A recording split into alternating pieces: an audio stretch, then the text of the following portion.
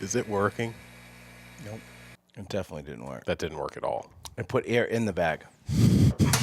Oh! What? What just happened?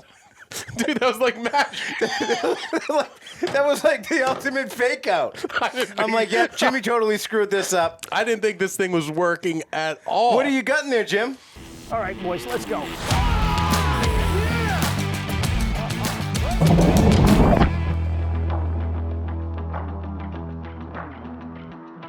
Oh. Well, I'm glad you asked. I've got some ill-gotten tuna. I've got some beautiful fresh bluefin tuna. We've been waiting to use this beautiful vacuum sealer that we got at the beginning of the season. We thought we were going to have a very meaty tuna season. And thus far, we failed to get any of our own tuna. There was a reason why that caught us off guard, because we've never had a reason to use it except for recent ill-gotten gains, which is a theme lately, Jim. That was a live first look at us using this thing. I have no idea. This thing came with a manual thicker than my car manual. Did you read it, Jim, or did you lose it No, like your absolutely phone? not. I shot right from the hip. But there it is, a beautiful piece of bluefin tuna procured by On the Water's very own Matt Hefner. He went down and joined Nick Cancelliere on his bachelor party doing some bluefin tuna fishing. They left out of New Jersey on top sport fishing with Mark Horn and Jack Burke as the mate.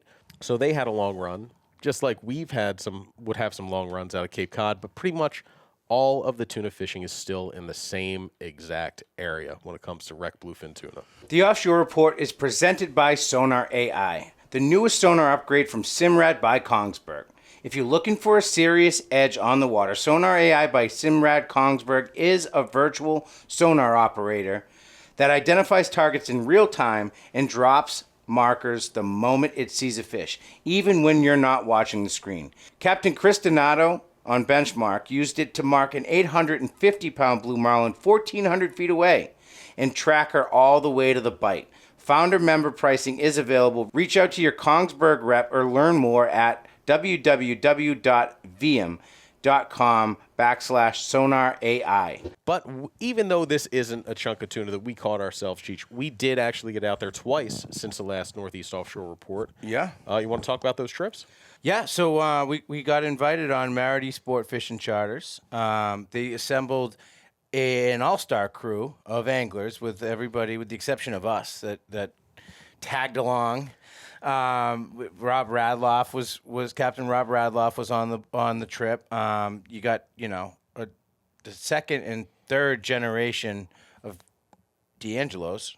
Yeah, who run Marity Charters. Yeah, AJ the mate, phenomenal dude. Austin fished hard the entire time, and his dad Andy are just staple in that point Dude, shooters. so Andy was up top in the tower, and you'd get so pumped up when he'd find a mark. We'd boat around a little bit, look for some marks down below, look for some slicks, and as soon as he saw him, he would just kind of let over like all right, let him go, and you knew he saw something good on the sounder. Yeah, and Captain Dan Rossetto was with us too, which it was just an awesome vibe the entire time. We had a ton of laughs. I got bumped right early on in the trip after the most insane storm. Like, we were literally jigging on Thursday morning with that thunderstorm, bolts raining down around us, just pouring buckets, completely suited up. Should have been sunrise, but it wasn't because it was pitch black. That was one of those where we're driving to the boat and you're just seeing bolts going. You're like, oh, man, is the departure going to get pushed off? But no, so we go out there. And it was one of those where, all right, is anyone going to not fish? So we all went out there and we're jigging. You've got lightning overhead. And, I've got the Hook Pro Series suit on. Yep. I've got the hood up. And my favorite little wrinkle on it is the hat. Yeah, clip. so there's a clip inside the hood that goes Yep. right to the brim of your hat. It keeps that down there even when you're running, even when the winds are picking up. Exactly. Keeps that water from running right down inside. I'm dry, but I can't hear anything. And at one point, I turn around, and everybody's huddled in the cabin. But you're dead sticking one. And, eventually, I got to that point because I look over and Rob Radloff sitting there just shaking his head like, you guys are idiots. I've caught so many tuna. I'm going to continue to catch a ton of tuna. What are you doing? But, we were getting after it because we haven't caught a tuna yet this year. the skies cleared, and not long after that, we had our first. You got bumped. Then Rossetto hooked up and got a 40, I think it was 42-inch That fish tuna. bumped my jig out of the way. I was fishing a UVT Chief. It bumped my chief out of the way to eat Rosetto's chief. Yeah, so the chief is a soft plastic. It's got it's kind of one of those bait systems where there's a variety of heads from 1.5 all the way up to 10 ounces. Yeah. And then you have a soft plastic tail, like a sand eel, that attaches to the back of it. And it's called the Chief because that's a nickname for Rob Radloff, and he was integral into the design of that lure. So that was one of the cool parts of the trip. That's why we were out there. We had a chance to fish the Chief with the Chief, the guy who designed it. Yeah. So we really were chiefing cool. with the Chief. So the boat ended up 2 for 4. Jimmy hooked 2 fish, lost one pretty much right away, and then expertly fought one into the pinwheel. And I don't even know how that fish came off. Still to this, rod was bent. Had him pinwheel, and he was like 2 or 3 turns from the gaff, and the hook pulled. I'm going to call it a scoundrel's 1 for 2 for me personally on that one. I didn't bring any meat in, and that's kind of the measure of whether or not you actually succeeded. Yeah. But no, it was close enough for government work. I feel vindicated. I feel like I made eye contact with one. So yeah, I mean it's better than I did. I was did nothing but play around with a hammerhead shark. So that tuna jig bite. Southwest of Montauk has been kind of the low-hanging fruit of the summer. Everybody's heading in that direction. Yep. And when you have so many boats, the bite's going to really ebb and flow day to day. So we hit a day where the fish were a little bit finicky. They were a little tougher, weren't really marking big groups, kind of 1s and 2s. Following day, boats go out there. They're seeing big groups of them dropping the jigs, and then you're hearing about double-digit hookups and guys landing 5, 6, 7 tuna in a trip. Yeah, it had been so good. It was a grind, but boats caught. Like even the Blue Line, Captain Kevin Avon, like he was grinding it out. He got 3 bites. He had a crew that went 3 for 3. We ended up 2 for 4. Radloff stuck one in the bottom of the 9th, a little over 50 inches, and that kind of wrapped our day up. And then the very next day, everybody and their mother were just getting double-digit bites, and it was wide open. We never saw that wide open bite. We had like singles all day, mostly tight to the bottom, and a lot of our bites came out of nowhere. Yeah. We're not even seeing marks because Exactly. one of the ways you're fishing those soft plastics, you're kind of keeping it right on the bottom. That's what Rosetto found out early on. Was he just had it on the bottom, slow lifts, just kind of letting it kick sand, and way scoped out away from the boat, and that was the recipe that got us pretty much all our bites. I think one was on metal. AJ hooked one on metal. That's true. Yeah. Every other one was on the Chief, was on the soft plastic down right on the bottom. Yep. But that wasn't it for us. No. We decided we got a rare opportunity to go out and target a northeast Wahoo with our friend Captain Kevin Gould. Now, he had contacted you, I think, the day of our trip, the day we were out there. Yeah, and they went to do the high speed, trolling thing. They found some water that they liked, and made the run. Not quite to the edge, but just looking for the right conditions. And that temp break, they got halfway through it and doubled up on Wahoo. Went 1 for 2. Beautiful northeast Wahoo, right? Nothing crazy big, but a northeast Wahoo. And then they finished the day going 1 for 3 on white marlin. So like when that invite came, I was like, yeah, absolutely, sign us up. So the conditions are basically you want a sharp temp break. Yep. And it's got to push up into kind of a certain area inside of the canyons. That's what they look for. And if you have the stones, I guess you can go out there and take a weather day and go all in for it. Put out the high speed lures, the deep divers. Yep. The lipless crankbaits. They're not called lipless crankbaits. the Bonito style baits. Yeah. Troll those at 10 knots and take your crack at it. The trade-off is there's not a lot of other stuff in the area, so you're kind of going all in on. You'll see some whites potentially. We did see a white marlin. You might come across some yellowfin on the surface or whatever, and it was one of those things where it was like mostly all in for Wahoo, little side of marlin trolling, and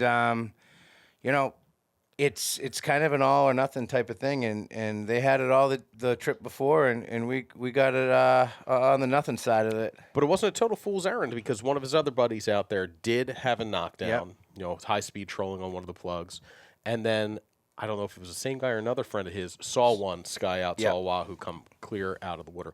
We did see a white marlin. Yep. And that fishery, the skillies, it's been kind of a slow season for them overall, I think. Up until recently when it seems like they're starting to really move in. It's starting to change over a little bit. There's more and more, coming into the mix. I mean, when we were down south, well west really, off of Montauk, we had a white marlin that was chasing a school of halfbeaks around. Yeah, we saw the half-beak spraying, big pile of them just kind of coming out of the water, went directly at the boat, and then they turned, and then all of a sudden just saw that big rounded dorsal fin of the white marlin, and then he kind of ghosted through a wave, and you weren't quick enough. I think, who was it? Somebody tried to pitch something to him, but we were a little bit too slow. No, we were waiting for him to show up. He came in, and I went to go grab an eel, and then it was already gone. Like, it was on a teaser, and Kevin was like, let him hang out there for a little bit, and we'll get really precise in getting it to him.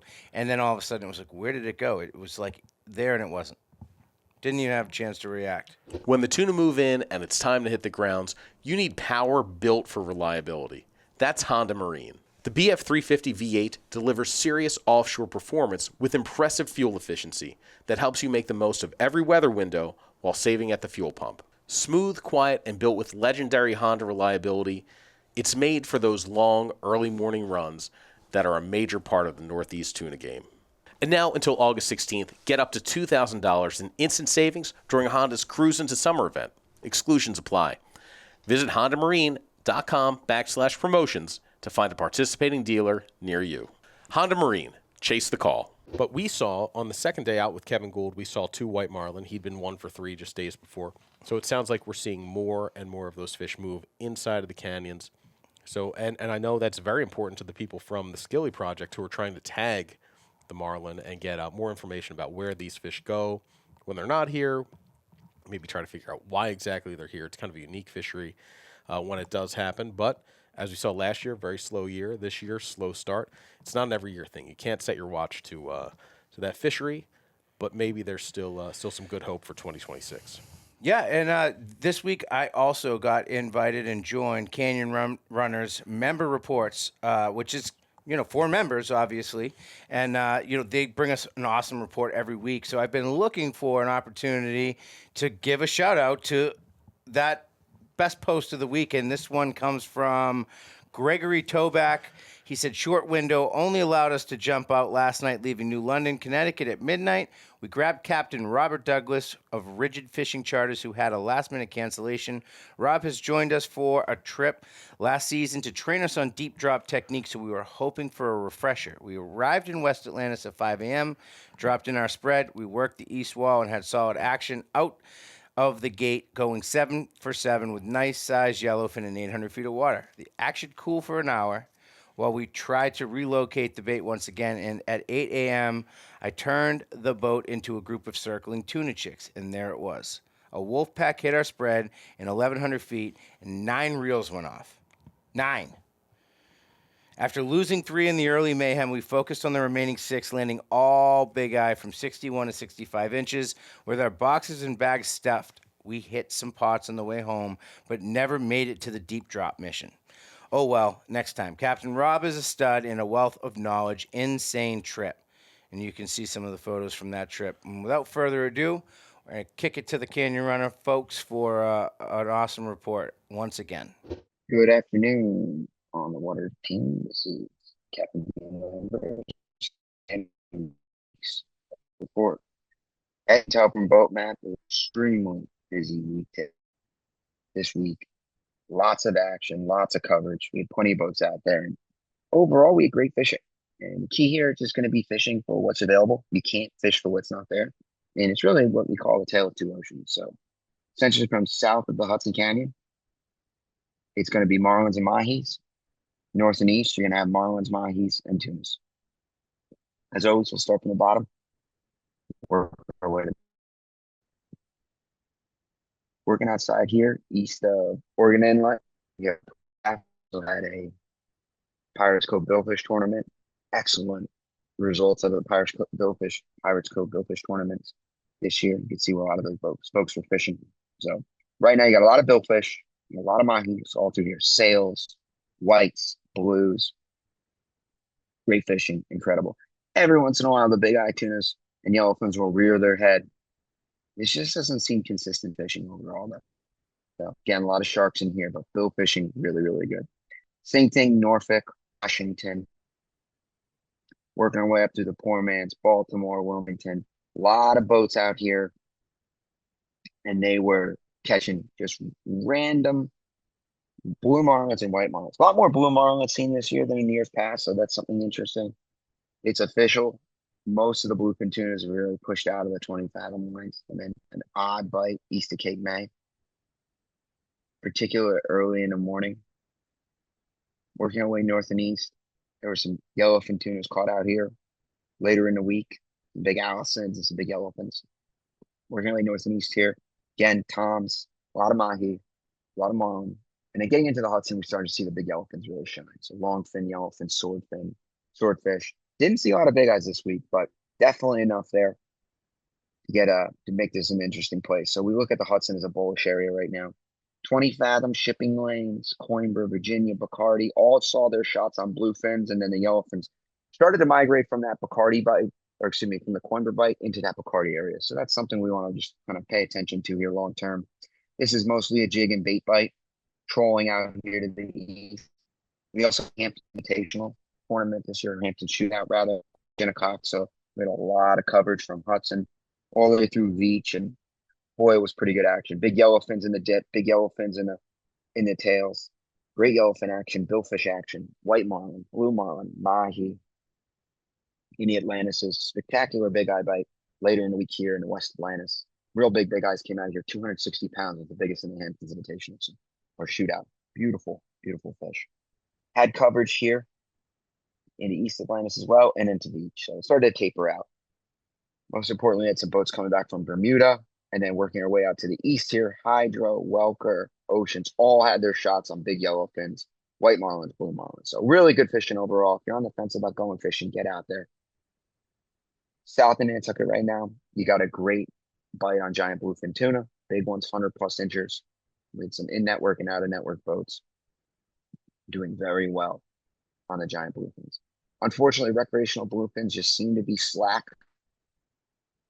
south of Martha's Vineyard, south of Block Island, but off of Montauk, there are an occasional over and some unders to be caught on the bluefin tuna front. Moving away east of Nantucket, Chatham, Captain Phil from Goose Hummock Shops reports in excellent tuna fishing off the Sword and excellent tuna fishing off Crab Ledge. So you've got great opportunity in here. Some of our regional pro staff, Captain Bob of the Four Seas, Captain Ryan, Will Gray, reporting Stellwagen and Jeffreys Bank. Very good fishing right now. So as we get closer to this full moon, we expect that fishing only to pick up, and it's off to the races. Still seeing fish here off Maine randomly as well. So all super exciting stuff, all really good stuff overall. A lot of opportunity to go fishing. And that'll conclude this week's On the Water Report. If you have any interest in the Canyon Runner platform, reach out to us, info@canyonrunner.com. Thanks again, guys. The Offshore Report is brought to you by Liquid Ice Energy. No high fructose corn syrup, no aspartame, and has non-GMO ingredients and is gluten-free, providing natural hydration, immune system, and cognitive support that delivers clean, focused energy with no heavy crash halfway through the day. Perfect for those offshore marathon trips. The flavors all taste great too. Learn more at liquidice.energy.com or order online through Amazon and Walmart. Use the code ONTHEWATER. No spaces, on the water, for 20% off your first order. All right, so we got some reports this week from some of our friends and listeners of the Northeast Offshore Report. One of them was Eric from Hey Fella Fishing. He departed from Rhode Island on a tuna mission. Started out at Jenny's Horn, didn't see what he liked there. Went all the way to the southwest corner of the dump. Still no signs of tuna, so he had to settle for the old classic mahi consolation prize. But it sounds like there's been some. They're not all small mahi out there. Who was it? You talked to Ty Rainey. Yeah, Kona Sport Fishing. We fished with him quite a bit, and they went for a canyon send the same time we were heading down to Point Judith, and the storm kind of scared them off the grounds a little early. But on the way in, the way out actually, they stopped on a log that they saw floating, and they had 20 to 30 pound mahi, and they said they saw some that they swore were at least 40 pounds that they couldn't get hooked up. They, in hindsight, wish they stayed because they were kind of sketched out by the storm that we were jigging in as lightning bolts rained down around us, all puckered. But they came back in a little early, So, man, you find a log like that, something with some barnacles That's and with nice. some growth. I mean, that's the best case scenario. The lobster pots are fine, Yeah. especially if you find a dirty one hasn't been changed out in a while. That can hold fish. But if you see something like a fallen tree that's been floating around there for weeks or months, that's the one that's going to have the shot at the 20 to 30 pound mahi on it. Yeah. Yeah, I talked to Captain Chris Oliver from Keeping It Real Fishing. He had an open boat trip, which you guys should look for because the guy's always on them. He's got some canyon sends coming up, but he's been on the bite per usual.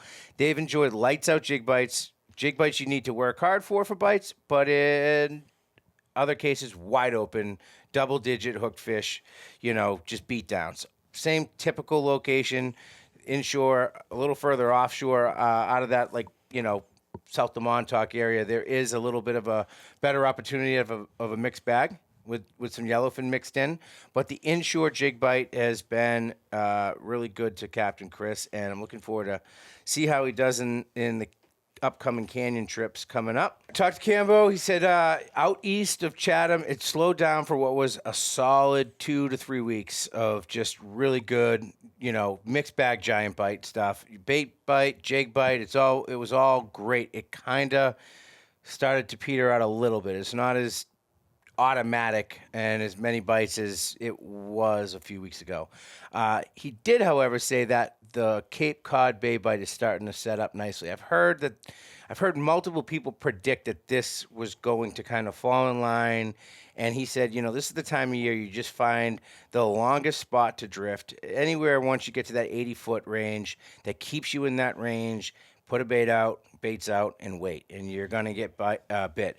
What was happening is those fish were running around all crazy, smashing pogies. Stick boats are doing great. The guys that are out there, those adrenaline junkies that are regular visitors to the gym will go and throw, big stick baits and do the whole giant on spin deal, which we were both joking about. He's like, I get so many calls for that. And he's like, they've never caught a tuna before. I'm like, that's abuse, right? Like the chances, number one, of catching your first tuna that way, very slim when it's giant on spin. And number two, once you get the bite, the rest is just straight misery. It's work. I guess, Pure work. It is a lot. We were laughing about that. But talking to Dan Rossetto, he said that one interesting thing about Cape Cod Bay, he said that's where people go.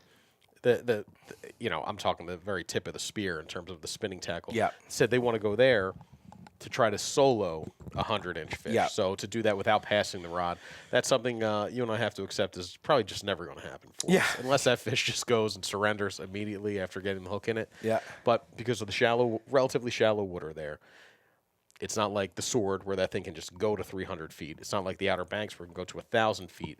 It's a place if you can get a hook into one, you've got a chance to land that without passing the rod. Assuming you're in prime physical condition, you know how to fight these fish. You've got the right gear and you've got the right guy at the helm.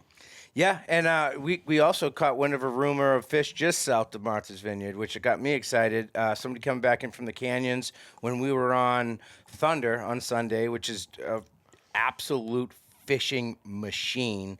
It's a big Valhalla center console. 42-foot Valhalla. Oh, it was just perfection. It's the fastest ride offshore I've ever had. I mean, part of it, too, was pristine conditions, and then that boat just flew. Captained by our friend Kevin Gould, but it's Brian's boat, which they had an awesome crew on there. Super awesome guys to fish with. Thanks again for the invite. We had a blast. I can't wait to get back out with those guys again and kind of resume our unicorn mission. But in mentioning that to Cam, he said that the rumors are that there's fish there, but he's like, don't believe that they're wreck fish. I feel like that's the kind of wrong part of that statement. So got excited, then kind of got talked off the ledge that it might actually be bigger fish than people thought.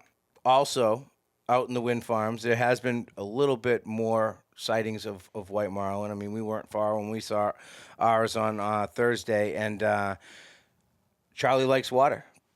Big fan of what he does on his Instagram channel, and they were out filming some dives with another mutual friend and Larry Backman on the skipjack.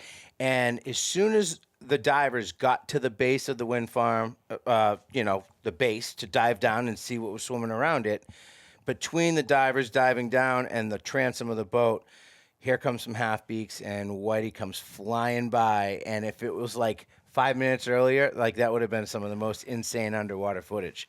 But they were already heading down on the base to kind of check out what was hanging around those things. There was a lot of those reports flying around this week of guys seeing halfbeaks with white marlin in hot pursuit.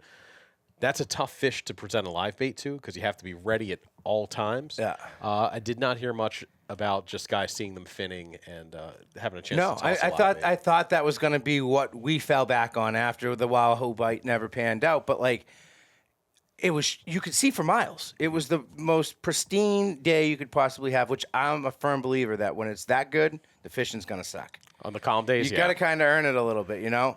And then we were getting texts from my buddy Fronius, who fishes on the Miss Madeline.